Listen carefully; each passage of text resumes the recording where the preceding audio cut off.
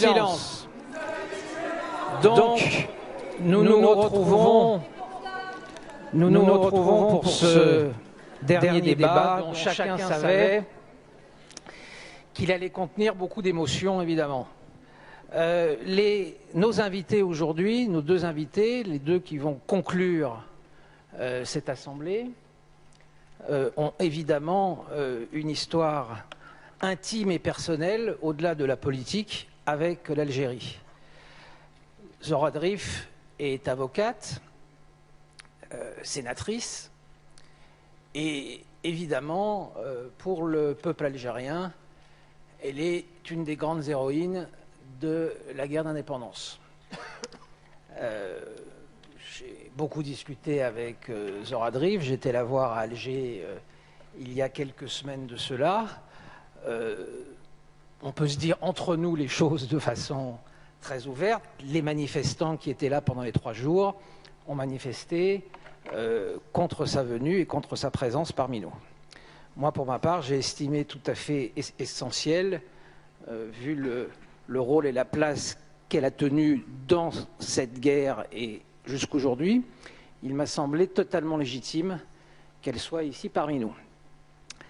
Benjamin Stora, qui nous a accompagnés pendant toutes ces journées, Benjamin Stora parlait sur cette scène il y a 24 heures de deux intellectuels français d'Algérie.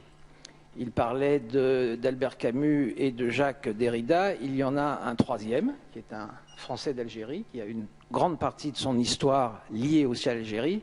C'est Bernard-Henri Lévy. Et donc, il nous a semblé absolument nécessaire qu'il soit aussi avec nous aujourd'hui pour la conclusion de cette assemblée. Je tiens vraiment à vous dire que depuis hier, dans cette salle, il y a eu beaucoup de réflexions, beaucoup d'émotions, et que nous nous sommes dit des choses très importantes. Je crois qu'il est absolument nécessaire que cette conclusion ait la même tenue que les séances précédentes. Chacun de nos invités va intervenir pendant 10 minutes, un quart d'heure, puis Nicolas Domnac et moi-même les interrogerons, et le plus vite possible, nous donnerons la parole à la salle pour que la salle puisse les interroger, ce qui est une grande liberté, mais je demande à chacun le respect le plus total vis-à-vis des intervenants, de leur position et de leur histoire. Zohra Drif, vous avez la parole. Merci. Vous savez, ce que m'a inspiré, ce qui s'est passé ces jours-ci à Marseille, ces manifestants de certains anciens Algériens, certains pieds noirs, c'est le nom qu'ils affectionnent, je me suis dit, devant la fermeté dont a fait preuve M. Zafran, devant le sang-froid qu'il a montré, je me suis dit, mon Dieu, si en 1956, M. Guy Mollet avait réagi de la même manière face aux quelques jets de tomates qu'il avait reçus, peut-être aurions-nous fait une économie de 5 années d'une guerre épouvantable et qui, il faut le dire, et on le constate, et nous l'avons constaté ce dernier mois en particulier, à travers les commémorations qu'il y a eu en France pour le 50e anniversaire des accords d'Évian. Mon Dieu, peut-être que les choses auraient été autrement et que les blessures et les cicatrices et les déchirures ne seraient pas ce qu'elles sont, hélas, encore. Eh bien, écoutez, vous savez, je n'ai pas trop l'habitude de ces grands forums. Et puis ensuite, je n'ai pas l'habitude de débattre avec une personnalité comme M. Bernard-Henri Lévy. Moi, je suis une militante. J'ai un vécu, tout simplement. Et j'ai voulu vous dire certaines choses, et pour être sûr de ne pas trahir ma pensée, eh bien, j'ai décidé de l'écrire, et excusez-moi, je vais vous le lire. Et en fait, j'ai décidé de le faire d'abord pour remercier les organisateurs qui m'ont envoyé cette invitation, malgré ce que vous saviez, malgré les oppositions que vous connaissiez. Et donc, par respect pour eux et aussi pour votre auditoire, je veux préciser certain nombre de choses, notamment mon identité et les lieux d'où je parle. D'abord, une évidence, elle est déterminante. Je suis une femme. C'est une identité qui détermine les visions, les analyses et les positions. Je suis algérienne. C'est une identité qui porte en elle l'accumulation de toute l'histoire, de toute la culture de mon peuple, mais aussi la géographie de mon pays.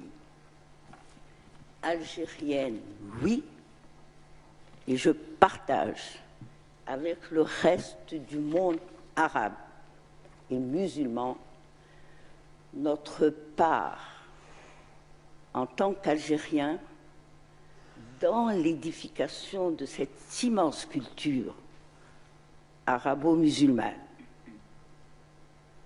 Mais en vérité, et la réalité que je sens la plus profonde, je suis d'abord maghrébine, je suis amazigh et je suis africaine.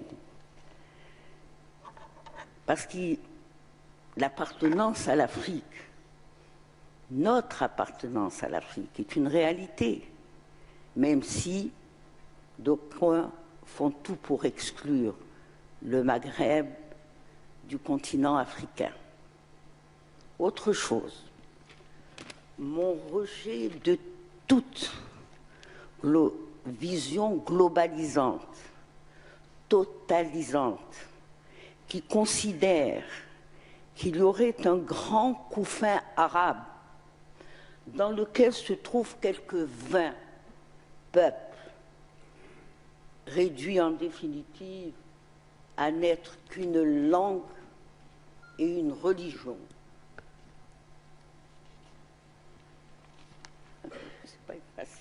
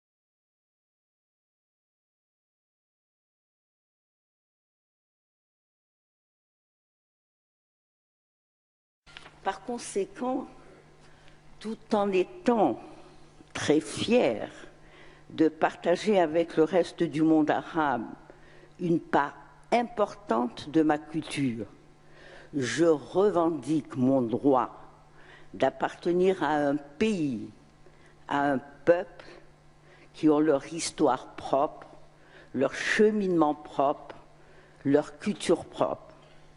Dans mon pays, l'Algérie, j'appartiens à la génération qui est née sous le joug de la colonisation française.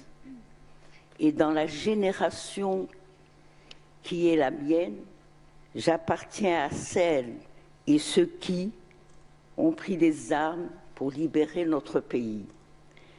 J'ai été membre de la LN et FLN, et plus exactement membre de la zone autonome d'Alger, sous la direction du grand Ben Mhidi et de Yasser Saadi, et aux côtés de femmes et d'hommes exceptionnels.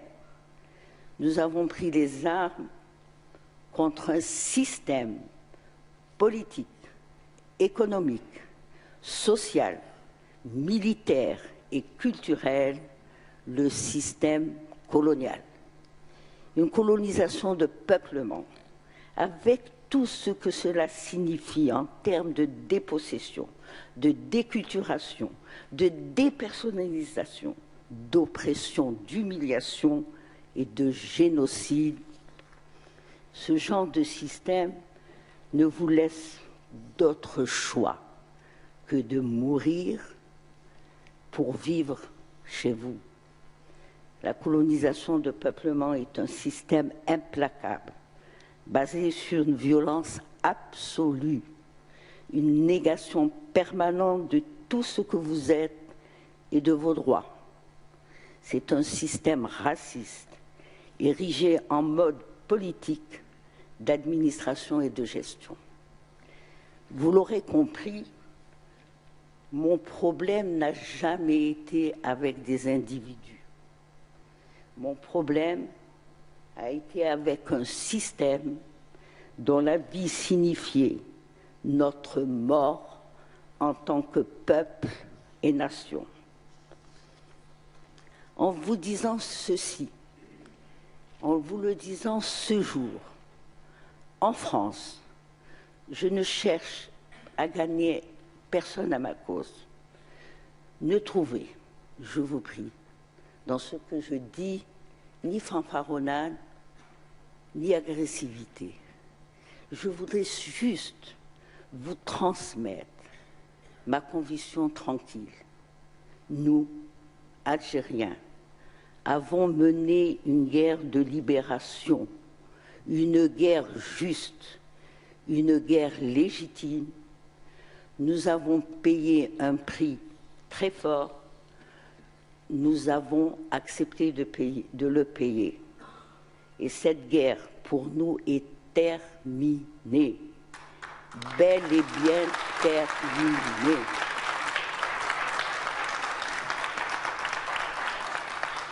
Si vous permettez, si je ne suis pas trop longue, Monsieur Zafran, je voulais clarifier les choses. Il y a un autre. J'ai été interpellée par un autre thème.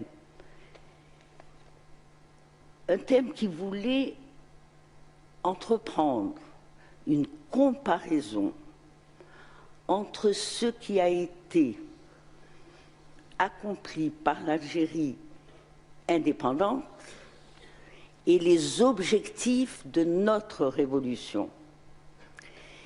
Comme si on voulait entendre peut-être un regret, sinon au moins un doute sur le bien fondé de la volonté d'indépendance.